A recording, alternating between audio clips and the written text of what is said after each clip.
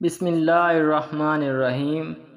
ایک یہودی عالم تھا جسے مسلمانوں سے سخت نفرت تھی، اور وہ ہر وقت سوچتا رہتا تھا کہ کس طرح مسلمانوں کو ایک دوسرے کے خلاف کروں، کیسے ان کو آپس میں لڑاؤں اور ان کے دل میں دین سے متعلق شک و شبہات ڈالوں، اور انہیں ان کے علماء سے بدظن کروں۔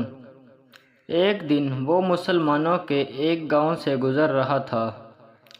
راستے میں اسے ایک چرواہا ملا۔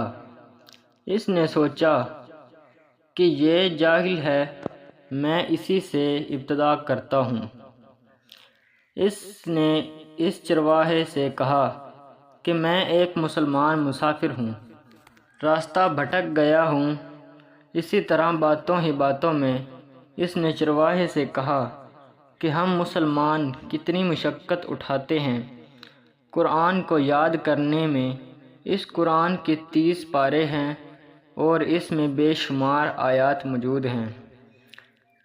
کیا ہی اچھا نہیں ہوگا کہ اگر ان کو کم کر دیا جائے، جو ایک جیسی بے شمار ہیں، بار بار آ رہی ہیں، ان کو مختصر کر دیا جائے، اس طرح یاد کرنے میں بھی آسانی ہوگی۔ چرواہا غور سے سنتا رہا۔ جب یہودی نے اپنی بات ختم کی تو چرواہے نے کہا، واہ کیا بات ہے، تمہارا خیال تو بہت ہی اچھا ہے۔ یہودی اس کا یہ جواب سن کر بہت خوش ہوا اور سوچا کہ یہ چرواہا تو میرے جال میں پھنس گیا، مجھے اپنا مقصد کامیاب ہوتا نظر آ رہا ہے۔ اچانک چرواہے نے کہا کہ میں ایک سوال پوچھنا چاہتا ہوں۔ یہودی نے کہا، پوچھو، کیا پوچھنا ہے آپ کو؟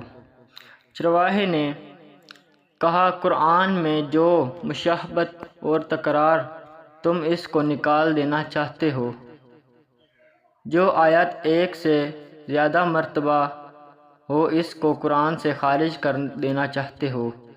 اس طرح قرآن مختصر بھی ہو جائے گا اور آسان بھی ہو جائے گا۔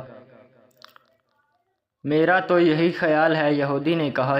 چرواہے نے کہا، تمہیں چاہیے کہ تم اپنے بدن پہ بھی جو اعضاء دو ہیں وہ تکرار پیدا کر رہے ہیں، جس کا کوئی فائدہ نہیں ہے، کیونکہ تمہارے 2 ہاتھوں میں سے ایک ہاتھ کاٹ دیا جائے، 2 پاؤں کے بجائے 1 پاؤں رکھ لو، 2 آنکھوں کی کیا ضرورت ہے، نظر تو 1 آنکھ سے بھی آ جاتا ہے، کیوں نہ تمہاری 1 آنکھ بھی نکال دی جائے، اس سے تم بھی خود کو ہلکا محسوس کرو گے اور غذا کی مقدار بھی کم ہو جائے گی اور تمہیں کمانے کی زیادہ محنت نہیں کرنی پڑے گی۔ یہودی چرواہے کی یہ بات سن کے ششدر رہ گیا اور وہاں سے چلتا بنا، لیکن وہ ساری زندگی یہی سوچتا رہا کہ جب مسلمانوں کے چرواہے کی یہ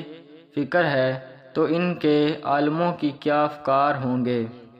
اس واقعے سے ہمیں بھی یہی سبق ملتا ہے کہ آج کل جو حالات چل رہے ہیں، مسلمان ایک دوسرے سے لڑنے میں لگے ہوئے ہیں۔